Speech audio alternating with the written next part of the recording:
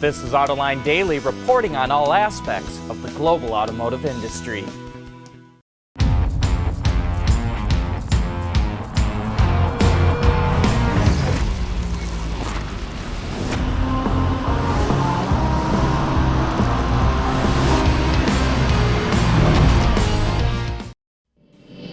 The UAW and GM continue to negotiate a new collective bargaining agreement, but the shutdown is starting to have more of an impact on the automaker. Reuters reports that the company is temporarily laying off over 400 workers at its Ramos Arizpe plant in Mexico due to the strike. This is in addition to temporary layoffs of 6,000 workers at a separate plant in Mexico a week ago. But one of GM's most highly anticipated models is also being impacted by the strike. The Detroit Free Press reports that the new mid-engine Corvette will be delayed. It was scheduled to start production in December, but that likely won't happen because the plant where it's built still has to fulfill orders for the current C7 Corvette. Then the facility needs to be retooled to build the new model. That retooling was scheduled to happen this week and next, but won't happen because of the strike. So that means you'll have to wait a bit longer before you can get your hands on a new C8. And now over to Japan, where Nissan just appointed its new leader. Japan's Nikkei newspaper reports that the automaker promoted Senior Vice President Makoto Uchida to CEO. It will also appoint Mitsubishi's Chief Operating Officer, Ashwani Gupta, as its COO. A formal announcement is expected later today. Well, Nissan was looking for a new CEO after it fired Hiroto Seikawa last month after it was discovered that he was paid nearly $1 million more than he was entitled to. In other Japanese news, Toyota is launching a new van, or what it calls a full-size wagon, at the Tokyo Auto Show.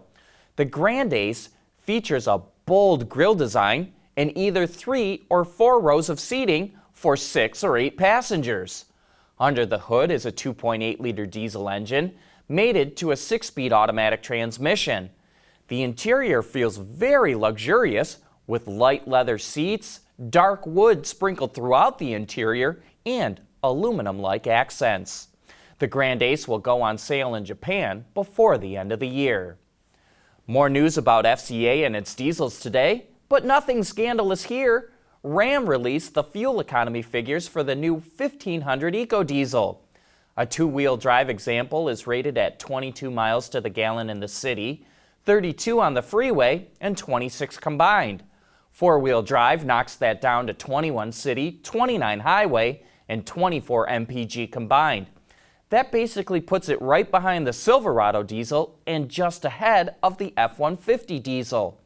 The Ram EcoDiesel is available now with a starting price of about $38,500. Autoline Daily is brought to you by Bridgestone Tires. Your journey, our passion. Due to expensive battery packs, most electric vehicles are still a bit pricey. But as manufacturing scale increases, prices come down. And Bloomberg reports that Audi and Porsche are in talks with other automakers to share their electric vehicle platform called Premium Platform Electric, or PPE for short. While the head of development for the platform says, quote, "There's definitely interest," he declined to say who was interested, but that the move would help the group spread its development costs.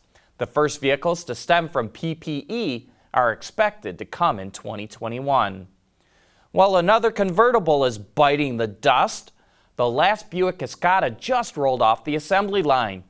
It was based on a shared platform with Opel, which GM sold to PSA in 2017, and it's built at an Opel plant. So it was no real surprise that the model was going away.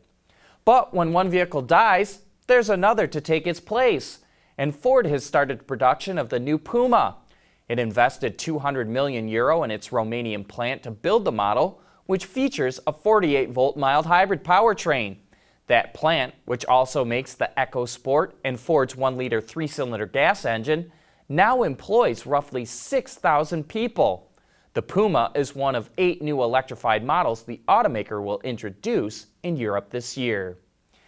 You know, Harley-Davidson is struggling to attract younger buyers to the brand, So it recently introduced an all-electric motorcycle called the LiveWire in hopes that it will attract a younger demographic. But Reuters reports that's not the case. It spoke to 40 Harley dealers in the U.S. and found that most orders are coming from existing and older riders. Part of that is due to the price. The LiveWire starts at nearly $30,000, and the company isn't offering incentives. A traditional entry-level Harley starts at about $7,000.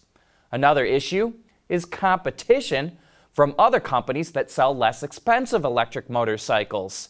The LiveWire is just starting to hit dealers now, but Harley needs to figure something out. Sales have declined for the last 4 years, and its stock price is down 42% over the last 5 years. But that wraps up today's report. Thanks for watching. We'll see you again tomorrow.